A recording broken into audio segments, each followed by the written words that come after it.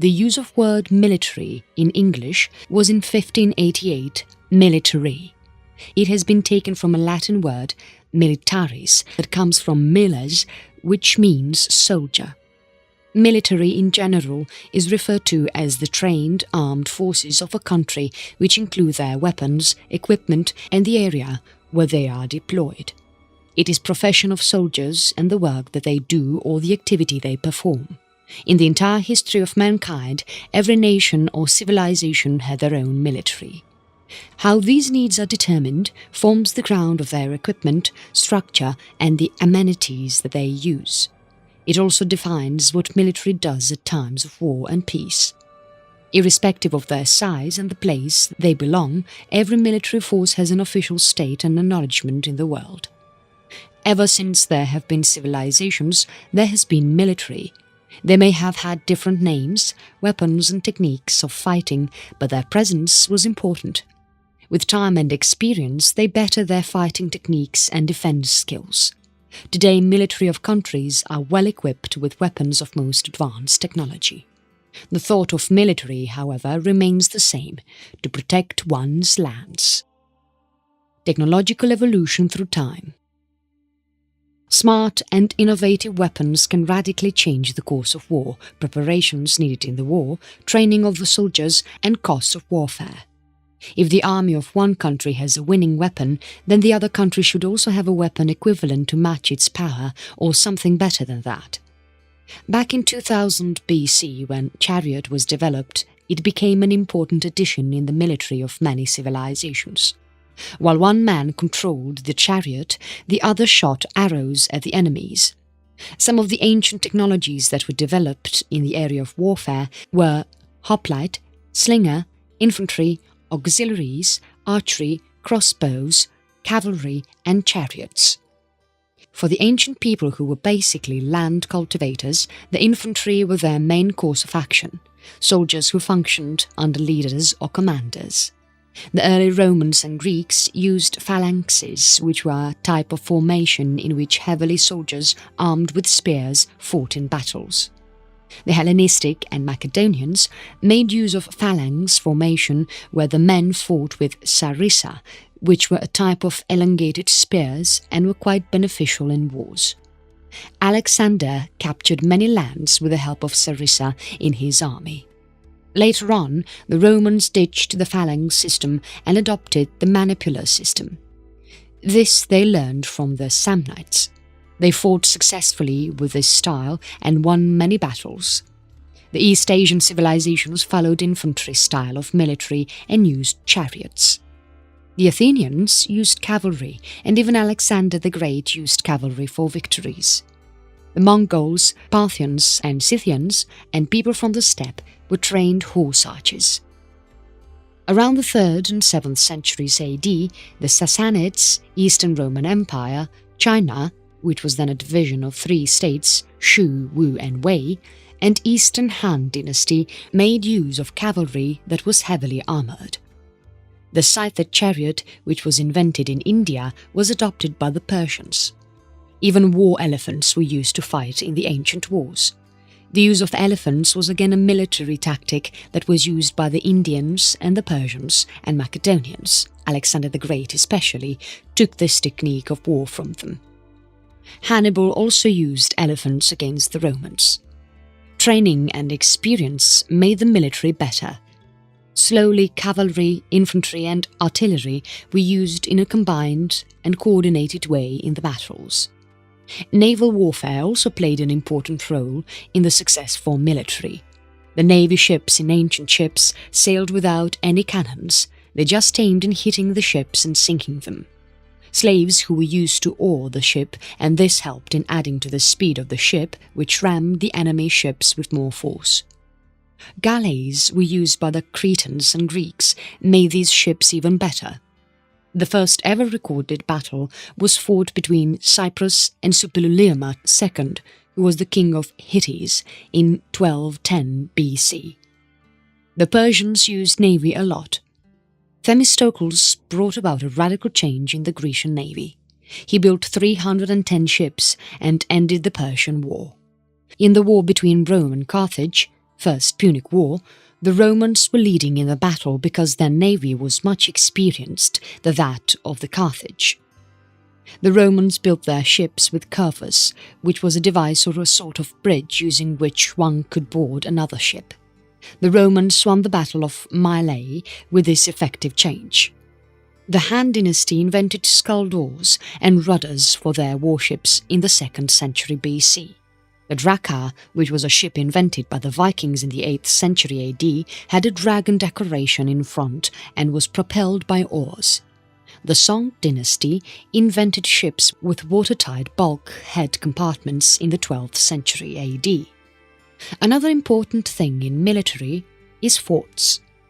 Nations have been fortified for centuries. The hill forts were used in the Iron Age to protect the inhabitants from enemies. The fort was surrounded by huge ditches which were filled with water.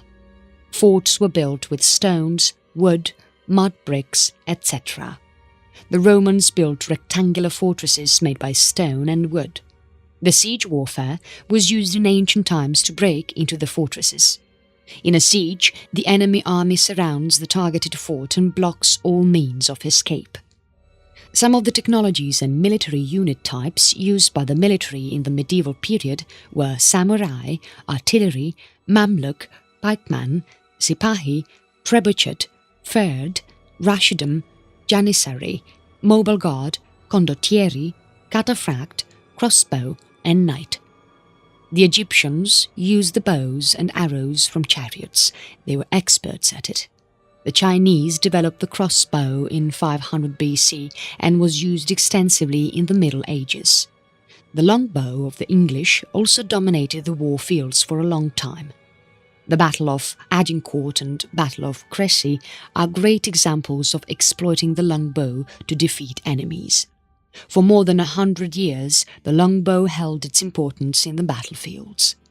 With the invention of gunpowder in the 10th century, there were many new and improved weapons that were developed. Although gunpowder was used in China since the 4th century, but its usage in a weapon form happened only in the 11th century. The guns were held in one hand and the explosive was lighted by the other hand until the 15th century. With the invention of matchlock in the mid-15th century, it became easy to shoot from a gun as now there was just one hand required. By 1700, matchlock was obsolete and flintlock took its place. The Europeans were the first to use cannons in the beginning of the 14th century. Cannons had an important part to play in the 100 Years' War between English and the French. The cannons were earlier just welded metal bars in the shape of a cylinder and the cannonballs were made of stone. In both the battles of Crécy and Agincourt, cannons were used. The Europeans were the first to use the fire ships in the 16th century. Ships packed with flammable things was set on fire and sent to the enemy borders. Francis Drake used this tactic on the Spanish Armada in the Battle of Gravelines. Russians, Chinese, Greek and many more countries applied this scheme in their naval battles. Naval mines, which were explosives placed in waters that had the ability to destroy ships and submarines, were invented in the 17th century and were used extensively in the American Civil War, First and Second World War. In the Vietnam War, naval mines were used in the North Vietnamese port of Haiphong. Saddam Hussein and his army also made use of the naval mines in the war between Iran and Iraq. In 1624, Cornelius Drabble built the first navigable submarine, but the first submarine for military was constructed only in 1885 by Isaac Peveril. In 1775, David Bushnell built the Truttle, which is a submersible and was used in the American Revolution. Robert Fulton bettered the design of the submarine and created Nautilus, a new type of field artillery known as the howitzer that fired high-trajectory explosive shells was developed. Bayonets were first manufactured in Bayonne, France, in the 16th century, were used widely by the infantry soldiers. Bayonets got their name from the place of their manufacture. General Jean Martinet brought the bayonet to the French army. They were used by the infantry in hand-to-hand combats. The American Civil War saw it being used the most, and it continued to be used even in modern battles such as in the 2003 invasion of Iraq. In the end of 18th century, balloons were also used in the warfare, and it was used in 1783 in Paris. The first balloon travelled about 8 kilometers or 5 miles. The military earlier could see only from high points on the ground, and if in the waters, could see from the mass of a ship. With balloons high in the sky, they could signal to the soldiers below. Enemy troops could not proceed without being seen. Tipu Sultan used iron-cased rockets in the Anglo-Mysore War in the 18th century against the British. Rockets were not as perfect, but William Hale managed to modify the rocket into a better one in 1844. The modified rocket was much accurate and did not require rocket stick. There was much development in the rifles too. Winchester designed the first repeating rifle, and they continued to develop new and improved versions of the rifles. Springfield rifles were seen somewhere in the mid-19th century, and machine guns soon followed towards the end of the same century. H.N. Oms was the first torpedo boat. Self-propelled torpedo was developed in the end of 19th century. Light machine guns and automatic rifles were seen in the dawn of the 20th century. At the time of the World Wars, nations had invented so many different types of weapons which left the opponents shocked, while it also led to further developments when they learned how to fight these weapons. In the First World War, flamethrowers were used. These were mechanical devices which were crafted to emit long and controllable waves of fire. Flamethrowers, although of a different type, were used by the Greeks in their wars long time back in 1st century AD.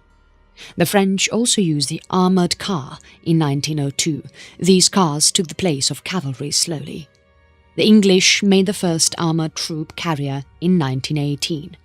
Most tanks built were just concept, but still needed more development. The French and the British had an upper hand in the World War I, as their tanks were much superior compared to the others. The Wright brothers flew their first powered and controlled air flight on December 17, 1903, which flew about 120 feet or 39 meters. The first helicopter was flown in 1907, but again it was not ready for use.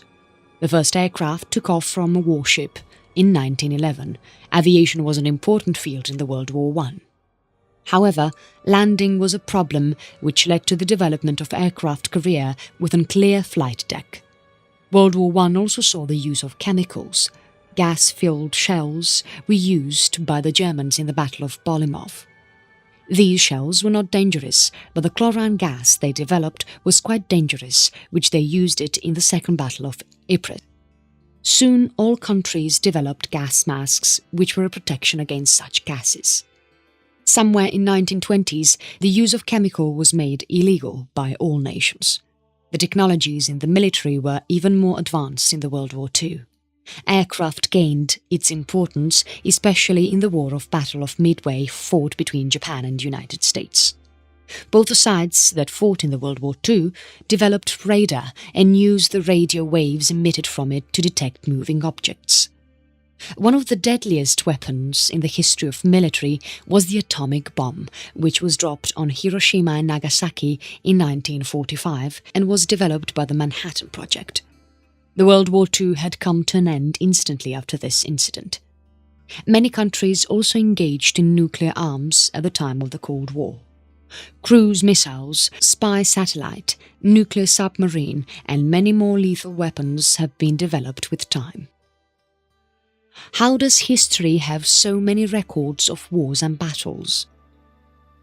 The reason why we know about ancient history is because of the military campaigns, their conquests, their movements, and their innovation and development in the weapons and techniques they used.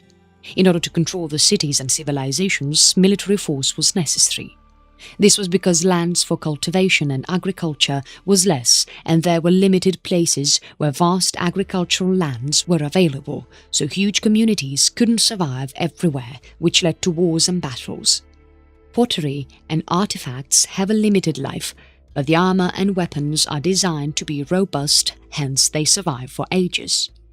Besides, they are also made in large scale for the armies to use, and their quantity helps them to survive, and these weapons have been found in archaeological excavations. Warriors and their weapons were considered sacred and of high value, as it was not quite easy to craft them. They were placed in monuments and tombs of important warriors, and writings were inscribed on the tombs that spoke of their conquests and bravery they showed while fighting with their enemies in battle. Man used writing to record big battles and events which they thought were worthy of being remembered. There were epics written on famous wars. For instance, the Homeric writings is all about the Trojan War and other stories on warfare. The writings are realistic and mention even the smallest detail of the wars, what the soldiers wore, how they walked or what strategy they used, etc. With the growing empires, the states increased too, and there was more writings and records were required. Armies maintained the accounts of the wars they fought and other records that were connected to their work. It was obvious that while they wrote about their war and their daily lives, they also mentioned about the situation of the empire or civilization and gave the reasons to why they went to war or what happened post-war, etc. Periods in military history. The history of military is a vast one, and for the better understanding of the development in the technology and techniques of the weapons, the subject of military history can be divided into 5 phases. Ancient warfare. The period from when the events have been written and documented to the early Middle Ages is considered as the period of ancient warfare. For different places, this period ends differently. The decline of Gupta Empire and the beginning of Muslim conquests in the 8th century BC in India is considered as the end of ancient period. For the Romans, 476 BC is when their empire fell, is the end of antiquity. For the Japanese, the rise of feudalism in the 12th century in Kamakura period was when the ancient period came to an end. When mounted warriors gained their importance and Tang dynasty set its foundation in China in 618 BC is when the ancient period ended. Culture-wise development. Persia. The Persians came up under the guidance of Cyrus II or Cyrus the Great. His concept was to use light armour for his infantry who pinned down the enemy while the cavalry killed them. The Persian cavalry was large in numbers, and the Greeks say that they did not wear any armour. However, one of the examples from Herodotus says that the cavalry officers wore gold cuirass under his robes. Chariots were used by them, but when the Persian Empire was in its glory, they mostly used horsemen. They also used elephants, which they brought from India and North Africa. The Persian army are mostly known for their unit of 10,000 strong and heavily armoured cavalry who carried a sword, spear and bow. These men are referred to as the Persian Immortals. The name Immortals comes from the fact when even one of the men in the unit was sick or died would be replaced immediately by another soldier. Archers also formed an important part of their army. The strategy of the Persian army was that the archers first shot waves of arrows and killed as many enemies as they could before the conflict began. The cavalry then shot at the enemy and tried to cut the communication between the soldiers and their commanders. The disoriented and already weakened soldiers would then be attacked by the infantry. Japan. Bows and horses were an important part in the Japanese army, which is quite evident from the statues and artifacts found. They poisoned the tips of their arrows. Swords were also used by the soldiers but had less importance then. Spears were used, and the naginata, which was a curved blade fixed at the end of a long pole, was also used.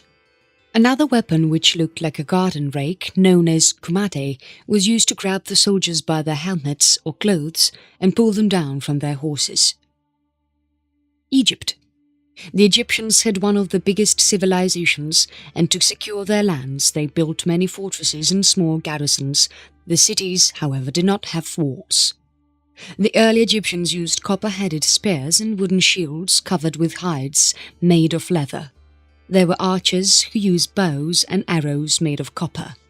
Developments in the weapons are seen in 1600 BC, when body armour made in bronze, casting and sickle sword came in use.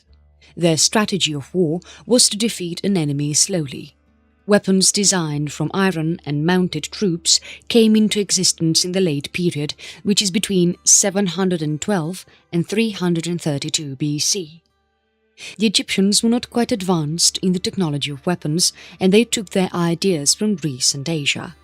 Navy for the Egyptians was used only in 12th century BC, when they had to face the sea people. India.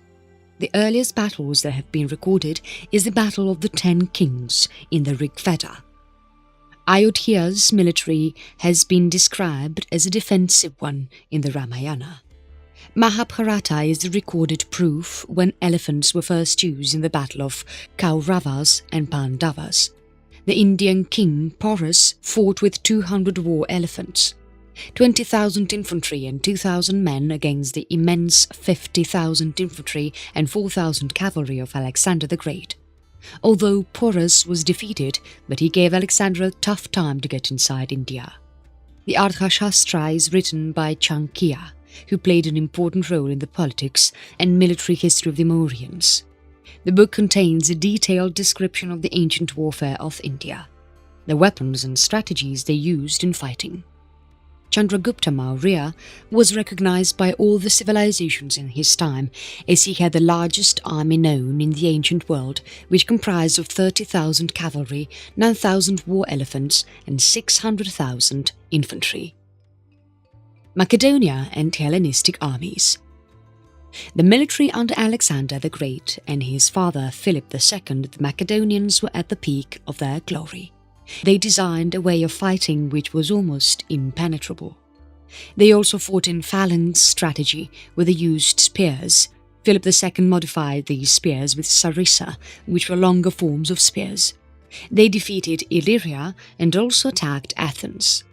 Alexander the Great modified the phalanx by adding a strong cavalry to and used different tactics and formations to win a war. His armies could sustain a combat for a long time. Rome. The Romans were the first people to have a professional army. It was compulsory for the Roman citizens to serve in the army. They had auxiliary troops and also cavalry. They included mercenaries in their army later on. China. Chariots and bronze weapons were used extensively in China. The rise of the feudal lords in the Zhou rule saw many skirmishes and battles.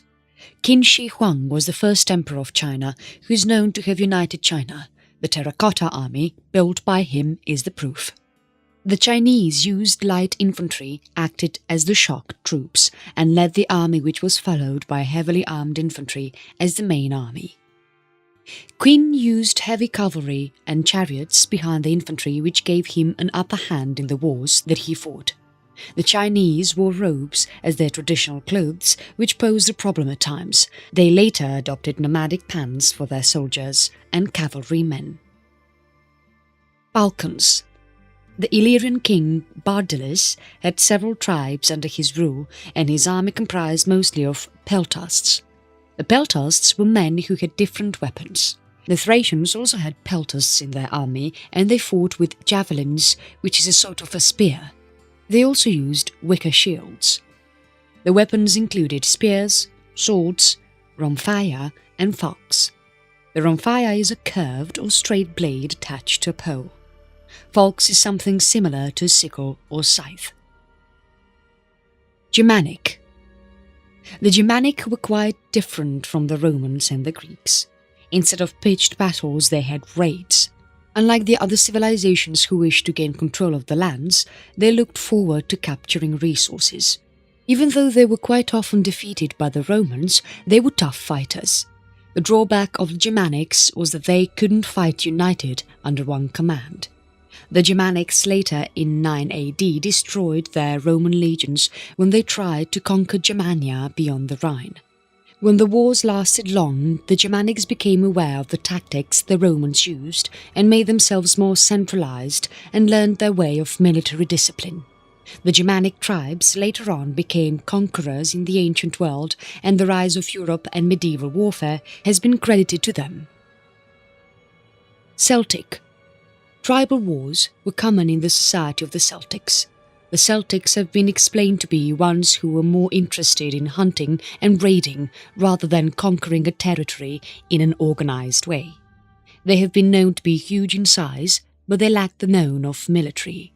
However, there are evidences which see them using war to exercise political control and take advantage of their rivals for economic gains.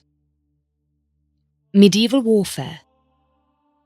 Medieval warfare is about the military weapons and tactics of Middle Ages. Social, technological and cultural progressions in the societies changed the entire face of military. The cavalry and artillery had different roles to play now. The concept of castles emerged during this period, which also meant fortifying them. Publius Flavius Vegetius Renatus' work, De Re Militari, is a compilation of 5 books which explains in detail the military of Middle Ages. It is considered to be the Bible of warfare in the Middle Ages. The books contain explanation about a soldier and the skills that are required, field strategies, structure and composition of an army, how to hold out a siege as well as enact them, and the importance of navy in war.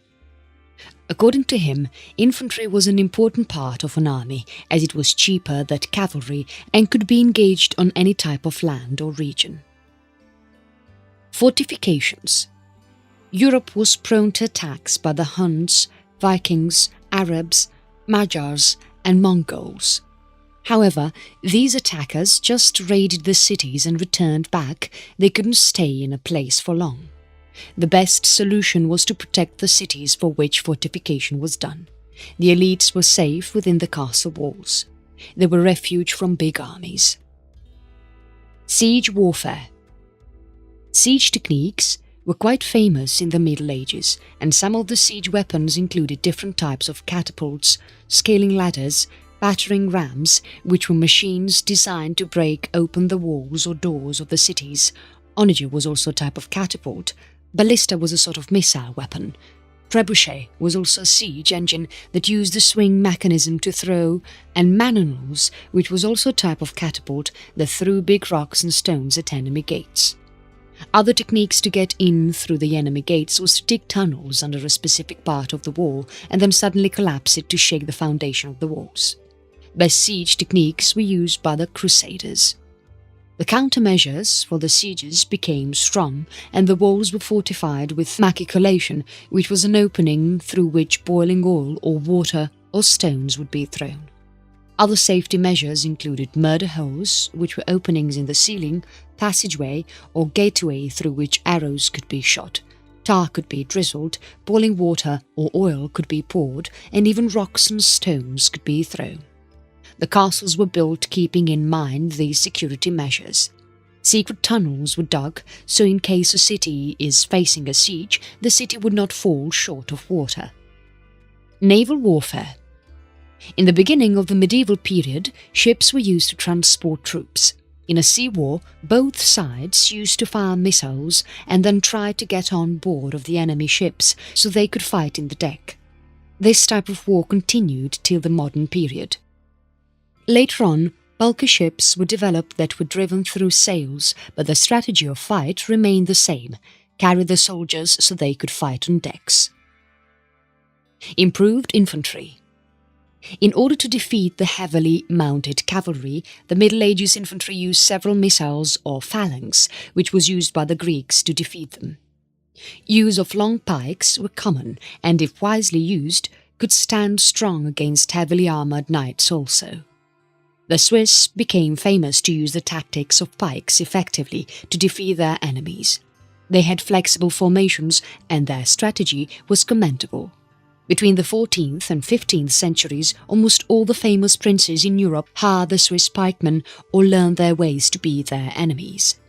The English and the Welsh used a longbow that used a single longbow to shoot arrows, which could easily penetrate the mail-e, which was the chained armour, and dent the plate armours.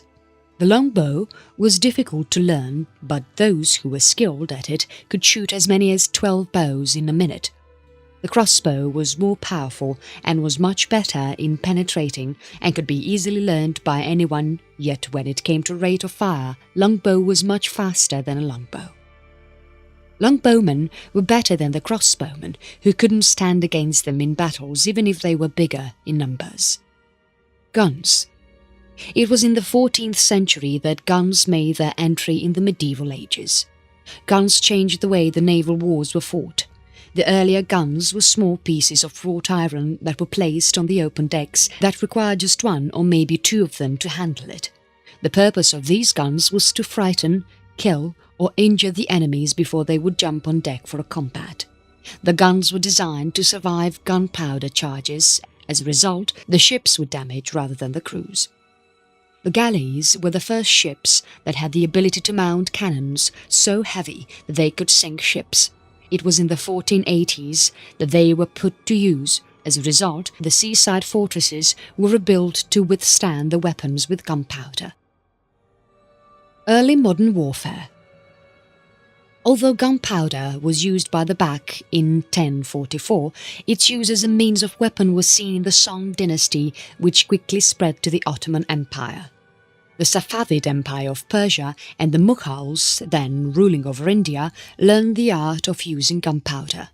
The Mongols used explosive bombs against the Japanese. They threw them on their enemies with the help of catapults. There are many archaeological findings that reveal use of gunpowder in shipwrecks found in Japan's offshores. The year 1326 is when guns are seen appearing in Europe, and this is mentioned in a manuscript written by Walter de Millamant.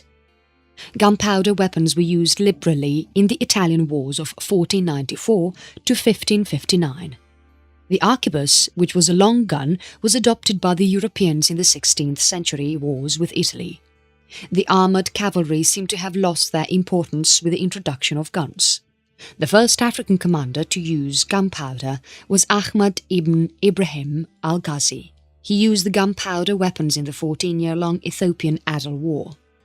The period spread between Peace of Westphalia in 1648 and the French Revolution in 1789 is referred to as the Kabinettskrieg, or the Prince's Warfare. The name so falls because there were a number of wars that took place mainly by the imperial states who were ruled by the cabinets and had limited rights because of which they couldn't pursue their goal. The alliances of the nations moved quickly and there were a lot of mercenaries used. With time in the 18th and 19th centuries, the military went through a lot of important changes and developments and now had a movable field artillery. The musket was replaced by the bayonets and the cavalry was replaced by mounted infantry. They were also referred to as dragoons. They were soldiers who were trained in infantry fighting skills while they were also trained in horse riding. Industrial warfare. The period from early 19th century and the beginning of Industrial Revolution to when the atomic age was just setting in is referred as the time of industrial warfare. This period saw development in the armies. The transportation through rails, sea and air were now at the command of the military. Along came wireless communication, which made the giving of orders and directions simple. When man became so advanced in their military, there was a concept of total war. Spiral grooves were added inside the barrel of a firearm, so when the projectile spun as it moved within the barrel, the range and accuracy achieved was appreciable. As rifling became easy, rifles were introduced. A soldier could now target a specific enemy, and the entire group didn't have to shoot in a certain direction. The bigger units had now become more movable, as they could now move in smaller groups covering more area. Artillery was slow and quite large, but modifications gave rise to field artillery, which was more movable. There were no fully automatic weapons that were developed. Gatling was the one to invent machine guns, and they were manually loaded, but then Maxim made them fully automatic by the end of the period. Machine guns were fast, and they shattered all formations of infantry, especially when they came in big numbers. In the beginning of 18th century, steam power to run the ships had already emerged and metallurgy was much developed as a result. The guns and explosive shells produced were much more deadly. A single explosive shell alone had the power to drown a ship. Steel armoured ships that were run entirely on steam were loaded with many large shell guns mounted in turrets. The best design of warships was in 1906 HMS Dreadnought, which was a British warship, ran on steam turbine engines, had smaller guns that were capable of sinking any ship. By World War II, aircraft played an important role in as they carried bombs and soldiers. They took less time for transportation. Airplanes were used for war for the first time in 1911 in the Italo-Turkish War. The Germans also used airplanes for terror bombings and used Zeppelins to drop bombs on Britain. Submarines that were earlier meant for short dives could not spend months under the sea powered by a nuclear reactor. H.L. Hunley was the first Confederate submarine that sank the frigate USS Housatonic in 1864. Submarines sank ships, launched torpedoes and attacked warships. Modern warfare. Modern warfare is all the technologies used in the military after the World War II. The weapons of today are those of mass destruction. After the development of nuclear weapons and their droppings on Hiroshima and Nagasaki, people know the power of such weapons. It has been over 70 years and people at Hiroshima and Nagasaki still tremble from its effects. Those who went to help the people after the bombings also died of radiations of the uranium and plutonium bombs. Pregnant women had miscarriages or children who were born disabled and prone to cancer. Even today, people in the cities have high risk of cancer. The blast was such that even the co-pilot of the plane regretted dropping the bomb instantly. The little boy wasn't quite little. There are now submarine-based nuclear missiles too. It was developed in 1960s. After the World War II, there haven't been any wars as big as that because of the availability of weapons so destructive and dangerous. War with nuclear weapons kills civilians. Biological warfare is when a disease-bearing virus is used as a weapon of war which has the capability to kill men, animals and plants. There are also chemical weapons which are used by the military personnel to accomplish their missions. From using sharp stones to nuclear weapons, man has learned and developed. Even though development sounds good and there are benefits associated with it, but intelligence seems to be dangerous now when it comes to making weapons, especially as destructive as nuclear bombs.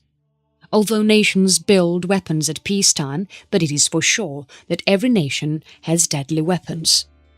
What when there is total war? Would mankind survive? Are Hiroshima and Nagasaki forgotten? It is said that the weapons are made just for safety, but people dread the day when they would be used. Nations spend billions on developing high-tech weapons so they can be safe, but how necessary is this? Is it necessary that there be military deployed on every border? Have we not learnt our lessons? Do we still want to kill? There are millions of questions that come when it comes to discussion about military and warfare.